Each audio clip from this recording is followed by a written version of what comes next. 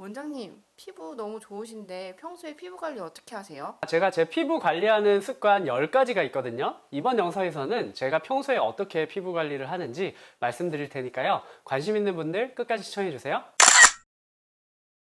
안녕하세요. 당신의 피부에 광이 나는 그날까지 피부과 전문의 닥터 피부광입니다. 제가 평소에 제 주변에서 저한테 피부 관리 어떻게 하냐 이렇게 질문하는 분들이 많은데요.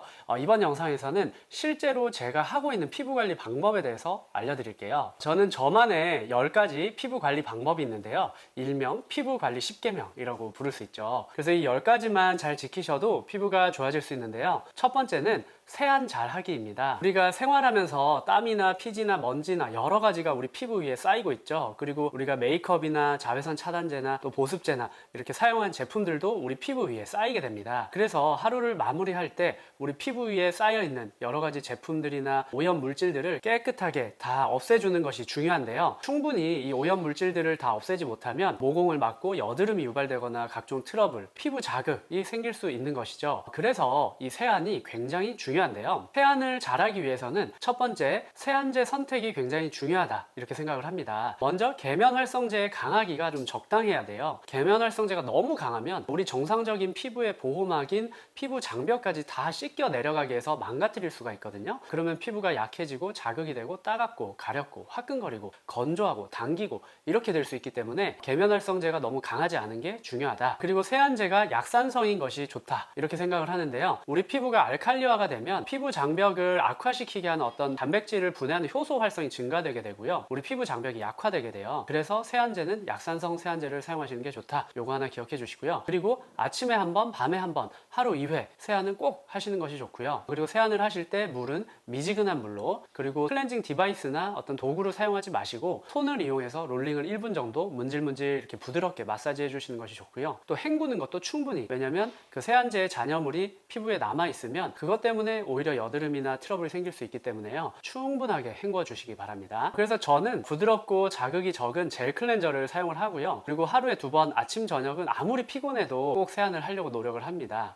그리고 저의 피부 관리 10계명 두 번째는 보습 잘하기인데요. 보습을 잘한다는 것은 제가 생각할 땐 3가지 정도가 중요한데요. 첫 번째는 보습제 선택이고요. 마찬가지로 여드름을 유발하거나 피부에 자극을 유발하는 성분이 빠진 보습제를 사용하시는 것이 좋고요. 두 번째는 보습을 하는 타이밍인데요. 세안을 하고 나서 물기를 닦아내면 그때부터 수분이 급격하게 증발하면서 우리 피부가 건조해지거든요. 그래서 물기를 닦은 이후에 빨리 보습을 해주시는 것이 중요합니다. 그리고 세 번째는 보습제를 사용하는 양인데요. 사용하는 양을 충분히 많이 사용하시는 것이 중요합니다. 보통 보습제 사용하는 양이 좀 적은 경우가 많아요. 그래서 저 같은 경우는 제가 화장품 개발에도 관여를 하고 있기 때문에 제가 개발하고 있는 그 보습제를 늘 사용하면서 테스트를 하고 있는데, 그 중에 당연히 여드름을 유발하는 성분이나 피부에 자극을 유발하는 성분은 빼고 제품을 구성을 하고 있고, 그 다음에 사용량을 굉장히 많이, 예를 들면 손가락 한 마디 길이를 가득 채울 정도로 이 보습제를 충분한 양을 짠 다음에 그걸 콕콕콕콕 찍어서 얼굴 전체에 펴바르고 있고요. 그 다음에 타이밍이 굉장히 중요한데요. 정말로 물기를 닦고 화장실 밖으로 나가서 안방까지 가고 시간이 좀 지나면 금방 얼굴에서 수분이 증발하면서 얼굴이 건조해지고 당기는 게 느껴지잖아요. 그러니까 그런 당김을 느끼기 전에, 수분을 뺏기기 전에 빨리 얼굴 위에 보습을 해서 수분을 가둬두는 가림막을 설치를 해야 돼요. 그래서 화장실에 저는 보습제를 두고 물기를 닦은 후에 바로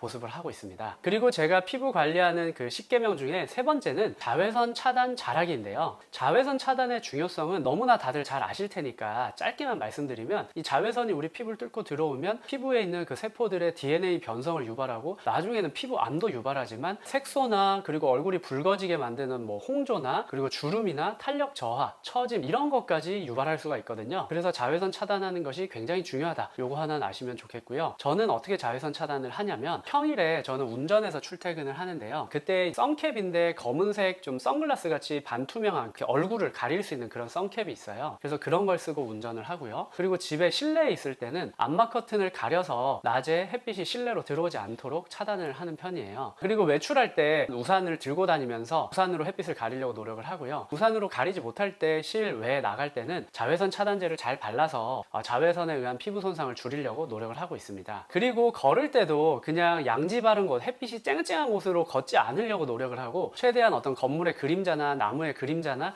이런 그림자를 따라서 걸으려고 노력을 많이 해요. 저도 주사 피부염이 있어서 얼굴이 조금 붉거든요. 근데 햇빛을 많이 보면 그날은 얼굴이 좀 빨개지고 좀 화끈거리고 열감도 느껴지고 또 볼록볼록 튀어나오기도 하고 이렇게 주사가 좀 심해지는 게 느껴져요. 그래서 확실히 자외선 차단이 굉장히 중요하구나, 이걸 알 수가 있습니다. 다음으로 저만의 피부 관리 방법 10개명에서 네 번째는 화장품을 아무거나 사용하지 않는 것입니다. 저는 특히 예민한 피부를 가지고 있기 때문에 클렌저 하나, 보습제 하나, 선크림 하나, 딱 이렇게 세 가지만 써요. 그리고 다른 종류의 제품 쓰지 않습니다. 그리고 화장품을 선택할 때도 여드름을 유발하는 성분이 들어있는지 화장품 뒤에 전성분을 보고 선택을 하고, 그리고 또 피부를 자극하는 성분이 들어있진 않는지 이것도 전성분을 보고 선택을 합니다. 지금은 제가 화장품을 개발하고 있기 때문에 이렇게 여드름을 유발하는 성분이나 피부를 자극하는 성분이 다 빠진 제품을 만들려고 노력을 하고 있습니다. 그리고 제가 여행을 갔을 때 집에서 사용하는 화장품 쓰기 힘들 수 있잖아요. 그런데 호텔에 비치된 뭐 보습제나 이런 걸 썼을 때 얼굴이 따갑고 이 빨간 게 심해지고 이런 걸 경험한 적이 많아서 요즘은 여행을 갈 때 제가 집에서 사용하는 제품을 다 챙겨가요. 그래서 저의 스킨케어 루틴을 여행지에서도 그대로 유지할 수 있도록 그렇게 하고 있습니다. 그리고 저의 피부 관리 10개명 중 다섯 번째는 레티노이드 사용하기입니다. 저는 밤에 이제 세안하고 물기 닦고 보습제를 빨리 많이 바르고 그 다음에 스티바 A를 사용하고 있는데요.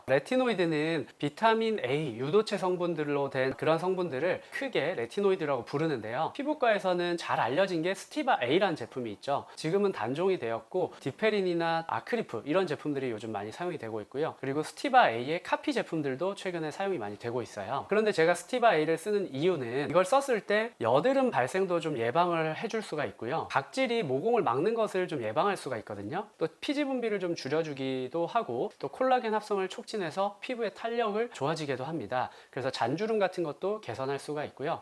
또 블랙헤드나 모공 이런 것도 줄여줄 수가 있고요. 그리고 색소도 좋아지게 하는 효과가 있거든요. 피부의 여러 가지 부분들을 좋아지게 하는 효과가 있기 때문에 이 스티바 A를 꼭 사용하고 있습니다. 그리고 제가 사용하는 방법은 밤에 보습제를 바르고 스티바 A를 정말 좁쌀, 쌀알 만큼 정말 조금 딴 다음에 그걸 보습제랑 섞어서 얼굴 전체에 다시 좀 펴바르게 되고요. 그 후에 보습제를 한 겹 더 발라주게 됩니다. 그런데 스티바 A나 레티노이드를 많이 사용할 경우에는 피부가 붉어지거나 당기거나 가렵거나 화끈거리거나 각질이 일어나거나 이런 자극 증상이 생길 수 있으니까요. 주의해서 사용하는 게 굉장히 중요하고요. 자세한 사용법은 제 이전 영상을 참고해 주세요. 그리고 저의 피부 관리 10개명 중 여섯 번째는 영양제 챙겨 먹기인데요. 먹는 것도 굉장히 중요하죠. 그래서 최근에 이너 뷰티에 대한 관심도 많이 증가하고 있는데요. 특히 저는 이 중에 항산화제가 굉장히 중요하다고 생각을 하고 꼭 챙겨 먹고 있는데요. 첫 번째는 비타민 C고요. 이 비타민 C는 항산화 효과도 있어서 활성산소로 인한 우리 몸의 데미지를 예방해주는 효과도 있지만 피부에서는 콜라겐 합성에 굉장히 중요하게 작용을 하기 때문에 꼭 챙겨 먹고 있고요. 또 미백에 도움이 된다는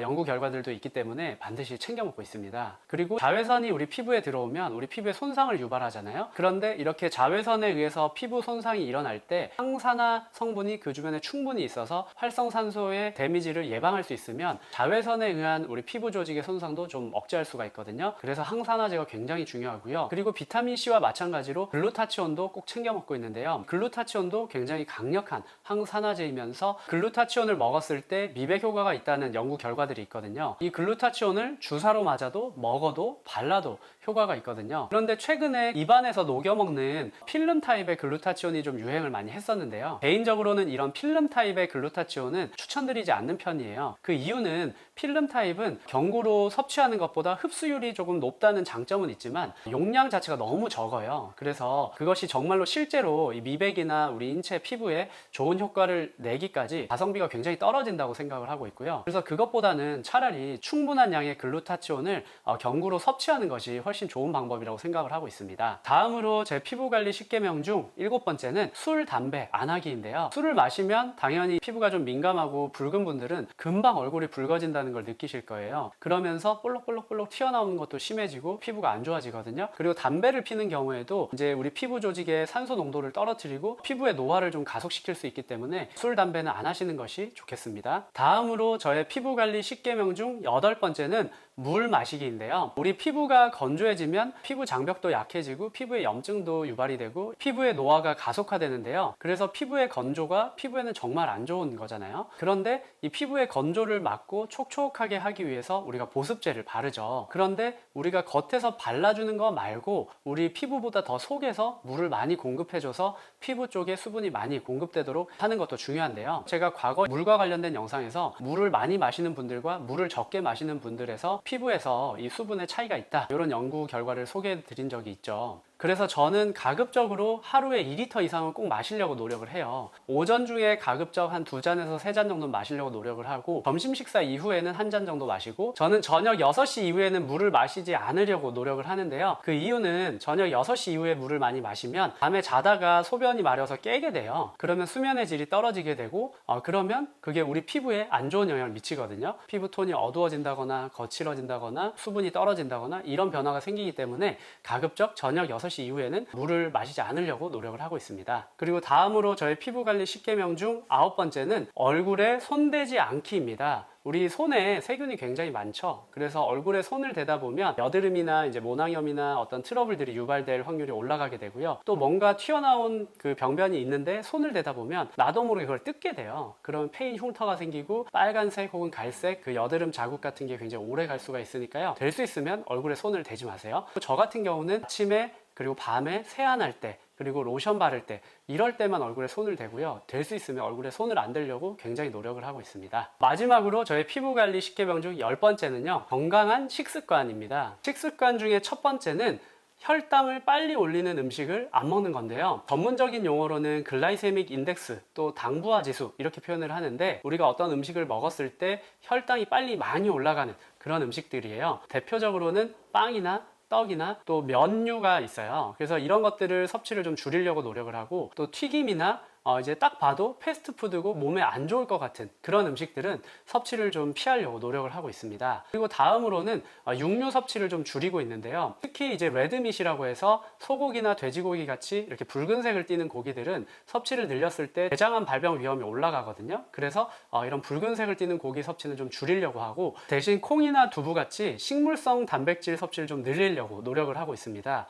이렇게 했을 때 과거 제 영상 참고해 보시면 탈모로부터 보호하는 효과가 있다, 이런 연구들이 좀 있거든요. 그래서 콩류로 된 식물성 단백질 섭취를 늘리시는 것이 도움이 될 것 같고요. 다음으로 세 번째는 육류 섭취를 줄인 대신 그만큼 채소류의 섭취를 늘리는 것인데요. 그렇게 하면 뭐가 좋냐면 항산화 성분이나 여러 가지 피토케미칼이라고 하는 게 있어요. 그래서 식물로부터 오는 건강에 좀 도움이 되는 그런 성분들의 섭취를 많이 늘리고요. 그래서 전신적으로 그리고 피부에서 염증을 좀 줄이지 않겠나, 이런 생각을 하고, 또 여드름 같은 경우에는 이런 식물 채소류 섭취를 올리는 것이 여드름으로부터 보호 효과가 있다, 이런 연구들이 좀 있거든요. 그래서 채소류를 매 끼니 많이 챙겨 먹으려고 노력하고 있습니다. 이번 영상에서는 제가 피부 관리할 때 신경 쓰는 10가지 10계명에 대해서 말씀드렸는데요. 관심 있는 분들 이 10계명 한번 지켜보시고요. 다 지키지 못하더라도 하나씩 정말 실생활에 적용해 보시면 피부가 조금씩 좋아지는 것을 느끼게 되실 겁니다. 이상 당신의 피부에 광이 나는 그날까지 피부과 전문의 닥터 피부광이었습니다. 이번 영상이 도움이 되셨다면 구독, 좋아요, 알림 설정 부탁드립니다.